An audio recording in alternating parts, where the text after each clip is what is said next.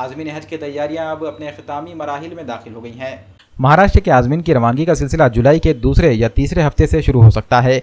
आज़मीन की रहनुमाई के लिए नांदेड़ में खिदमत हुज्जाज कमेटी और खादिमीन हुज्जाज ट्रस्ट की जानिब से मुश्तरका तौर पर तरबियती कैंप मुनक़िद किए जाते हैं। इस साल का चौथा और आखिरी कैंप इतवार 7 जुलाई को अनवर गार्डन फंक्शन हॉल में मुनक़िद किया गया। इस तरबियती कैंप में शहर के मारूफ आलिमीन मौलाना साद अब्दुल्ला नदवी ने अपने ज़ाती तजुर्बात की रोशनी में फ़रीज़ हज की अदायगी के बारे में काफ़ी अहम मालूमात दी।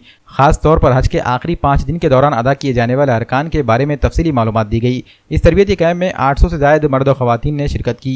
कैंप में शरीक होने वाले शुरा में हज कमेटी के जरिए हज पर जाने वाले आज़मीन के अलावा निजी टूर कंपनियों की जानिब से जाने वाले आज़मीन भी शामिल थे। खिदमत हुज्जाज ट्रस्ट के सदर अकील खंदारी के मुताबिक अनकरीब आज़मीन की टिका अंदाजी भी की जाएगी। खादिम हुज्जाज ट्रस्ट और खिदमत हुज्जाज कमेटी की जानिब से आज चौथा कैंप लिया गया है 2019 का, और अल्हम्दुलिल्लाह कामयाब रहा। साद अब्दुल्ला साहब ने हज के 5 दिन के तमाम अरकान बताए हैं और 800 से ज़्यादा हाजी आए हैं। टीके के ताल्लुक़ से ऐसा है कि स्टेट से हम लोगों को अभी कोई इन्फॉर्मेशन नहीं मिली है, और जैसा ही ऊपर से हमको इन्फॉर्मेशन मिलती है इंशाअल्लाह हम तमाम जो इन्फॉर्मेशन हमको मिलेगी वो हम हाजियों तक पहुंचा देंगे।